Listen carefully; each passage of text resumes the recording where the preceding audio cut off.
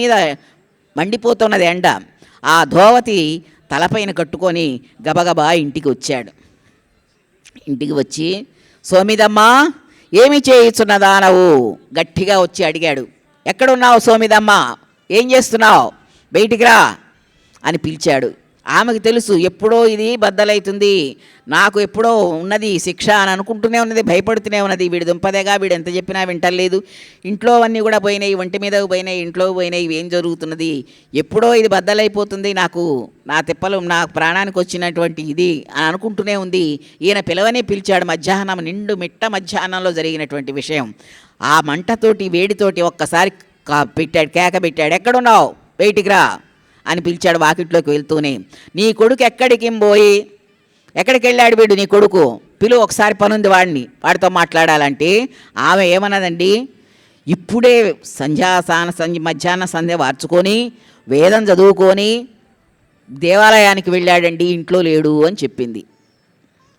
ఇప్పుడే వేదం చదువుకొని స్నాన సంధ్యాలన్నీ కూడా అయిన తర్వాత మధ్యాహ్న సంధ్య వార్చుకున్న తర్వాత ఇప్పుడే అట్లా దేవాలయానికి వెళ్ళాడు, వాళ్ళ స్నేహితులు ఎవరు వస్తే ఏమిటి వాడితోటి మీకు పని, మధ్యాహ్నం అయిపోయింది, ఎండ మిటమిటలాడుతున్నది, భోజనానికి ఆలస్యం అవుతున్నది, మీరు తొందరగా రండి అని చెప్పి మాట్లాడటం మొదలుపెట్టింది. మొదలు పెడితే ఆయన అన్నాడు, ఇవన్నీ ఆపు, నేను అడిగిన దానికి సమాధానం చెప్పు.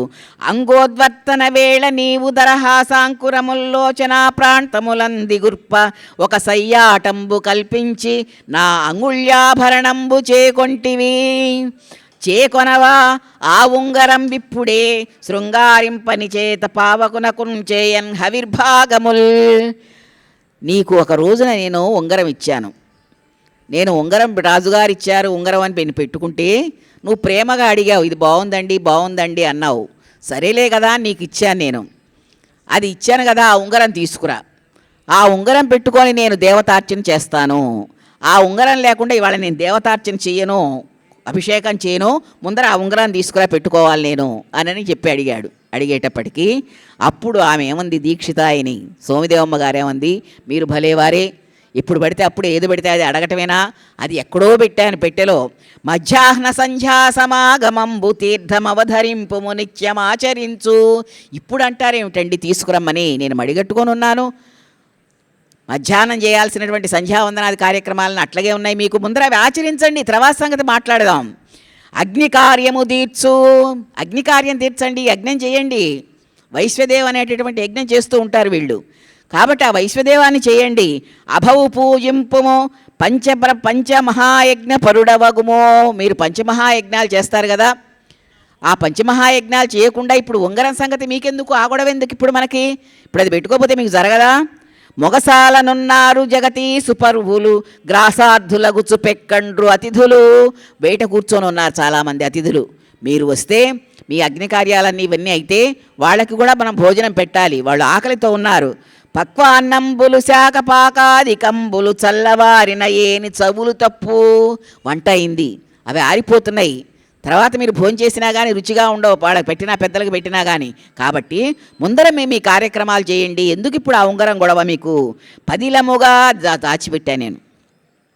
అది ఎట్లా దాచిపెట్టానంటే, పదిలముగా మందసమునందు భరిణలోన ఉంచి దాచిన దానమీ ఉంగరంబు, పదిలంబుగా దాన్ని చాలా జాగ్రత్తగా మందసంలో పెట్టెలో భరిణలో పెట్టి, ఆ భరిణని ఇంకొక పెట్టెలో పెట్టి అది ఎక్కడో లోపల గృహంలో పెట్టా.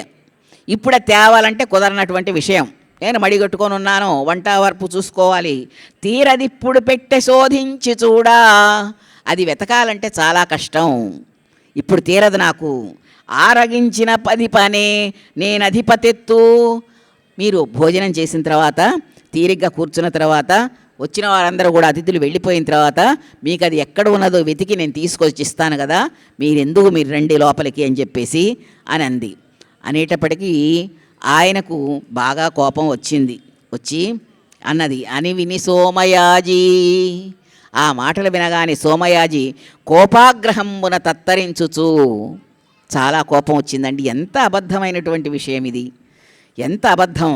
ఆయన చూశాడు అక్కడ మొగసాలలో రాజమార్గంలో, వాడు కితవుడు, వాడు జూదరి పెట్టుకున్నటువంటి చేతిన ఉన్న ఉంగరం నీదేనయ్యా, మీ అబ్బాయి తెచ్చిచ్చాడు నాకు బాకీ కింద తాకట్టు పెట్టాడు ఇక్కడ అని చెప్తే ఇంటికి వచ్చిన తర్వాత ఈవిడ ఏం చెప్పింది, ఇంత కథ అల్లింది. ఏం చేస్తాడండి, ఆడవాళ్ళు చేసేటటువంటి పనులకు మగవాళ్ళు చాలారండి. వాళ్ళు చేయదలుచుకుంటే ఎంతటి పనులైనా కానీ చక్కగా సాహసోపేతంగా చేస్తారు. పాపం మగవాళ్ళు ఎంతసేపు అరవడం ఏంటో అరవటం చేయటం ఏదో చేస్తారు, కానీ వాళ్ళు చేయాలంటే ఆడవాళ్ళు చేయదలుచుకున్నారంటే మోసాలు మగవాళ్ళు సమానం కారు అసలు. మరి ఆనాడు రామచంద్రమూర్తికి లక్ష్మణస్వామికి కూడా అంతే కోపం వస్తే తార ఒక్కసారి ఆ కోపం అంతా కూడా నిగ్రహింపజేసింది.